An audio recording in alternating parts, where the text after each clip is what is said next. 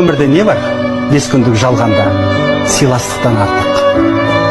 Бірақ сыйласу үшін де қарап отырмау керек, қарекет ету керек. Созылған қолға өз қолыңды да ұсыну керек. Артық ауыз айтылған сөздерді кешіру керек. Меніңше біз көбірек зейінді, көбірек мейірімді, көбірек аңғарымпаз болуымыз керек. Бақытты болуға кім лайықты? Шын мәнінде бақытты болуға сол күрескен әрбір адам лайықты. Төменде Бейсеннің өміріне тірек болған 7 идеалын беріп отырмыз. Сондықтан бұл 7 идеалды да объективті құндылық ретінде ұстанбаймыз. Әр адам өзінің идеалын өзі жасап алуға қабілетті. Бейсеннің 7 идеалы. Бірінші адам Бауыржан Момышұлы. Баукен өзіне ұнамаса да шындықты айтып кетті. Ал біз олай ете алмаймыз. Өйткені өзімізді жақсы көрсеткіміз келеді. Бауыржан ештеңе ойламады, тек шындықты ғана қолдады. Сол үшін де халық Бауыржанды батыр санады. Мен жұмыста тек шындықты айтуды талап етемін. Шындықты айтпасақ, жұмыс ешқашан алға баспайды. Мәселен, бір қызметкеріме тапсырма беремін. Ол қызметкер маған орындадым дейді. Шын мәнінде ол орындамаған. Не болады? Әрине ұят болады. Әсіресе телевизия саласында өтірік айтуға мүлде болмайды. Өйткені сен бір адамды емес, тұтас бір халықты алдағанмен тең боласың. Ал көрермен мұны ешқашан кешірмейді. Біз Бауыржанның 2 қасиетін аламыз. Екінші қасиеті батылдық. Мейлі батыр болмай-ақ қой, соғыс қашан болмасын, бірақ батыл бол. Жұмысты істесең қорықпа, қорықсаң істеме. Екінші тамыз Дінмұхамед Қонаев. Қонаев бірнеше жыл ел басқарса да, ол адамгершілік қасиеті мен кішіпейілдігін биік ұстады. Тіпті ол кабинетінде отырса да, есіктен жас бала кіріп келсе, орнынан тұрып өзі барып сәлем береді екен.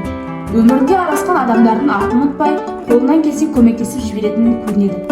Осыған байланысты жұмыста әріптестеріме бізге келген әрбір кейіпкердің тағдыры біз үшін өте маңызды болу керек деп айтып отырамын. Қолымыздан келсе, біз де көмектесіп жіберуіміз керек. Үшінші адам Томас Эдисон. Томас Эдисон шамды ойлап тапқан ғалым. Ол жарықты ойлап таппас бұрын халықты жинап алып, мен бүкіл ғимарат пен көшелерді жарық қылатын боламын деп уәде беріпті. Кейін бірнеше жыл өткеннен кейін оны бір адам көріп қалып, әлгі шаруаңыз не болды? Жасаймын деп уәде бергеніңіз жасай алмадыңыз ғой деп мұрнын шүйіре сұраған екен. Томас 10 рет тәжірибе жасадым, 10 рет сәтсіздікке ұшырадым, бірақ әлі жалғастырамын деген екен. Жаңағы адам содан кейін қоя салыңызшы одан да, бәрібір түк шықпайды ғой десе, жоқ, қателесесің. Мен 10 рет жасамау керек екенін білдім.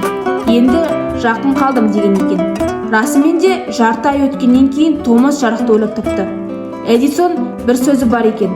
Жұмысты істер болсаң жаныңды сал, немесе табандылықпен істе, дейді.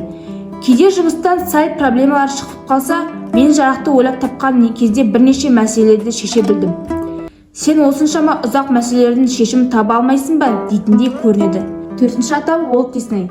Егер мен бір бағдарламалардағы кейіпкерлерді қайта шығара берсем, ел жұрт мені көрмей қояр еді. Сол кезде Уолт Дисней кешегідей жасама, жаңаша бір нәрсе ойлап тап дейді. Бесінші адам Иммануэл Кант. Кант дәл уақытымен жүретін адам болған. Ол таңертең үйінен шыққан кезде көршілер сағаттың 8 болғанын, үйіне келерде кешкі 8 екенін біліп отырады.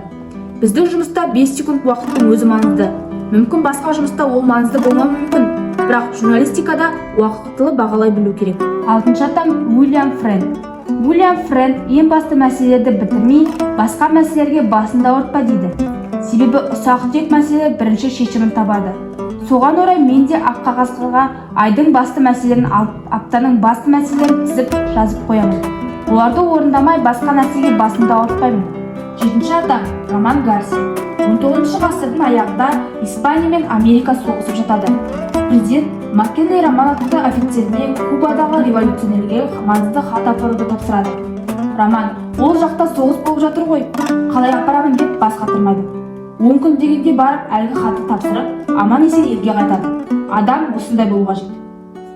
Мен 8-ші идеал ретінде Бейсен Құранбекті алатын едім. Бейсен Құранбек адамгершілік пен шыншылдықтың нағыз бірегей тұлғасы. Бейсен Құранбек қазақ журналистикасында өшпес із қалдырған бірегей тұлға. Сонымен қатар Бейсен Құранбек айтуға оңай бағдарламасының арқылы халықтың әл-ауқатын көтеріп, қиын жағдайға тап болған халыққа көмек берген. Жас журналистерге үлгі болып, кәсіби және адами тұрғыдан дамуына жол көрсетті. Бейсен отбасы құндылықтарын дәріптеп, ұрпақ тәрбиесіне аса қатты көңіл бөлді. Бейсен Құранбек адал қызмет етудің және жақсылық жасаудың символы.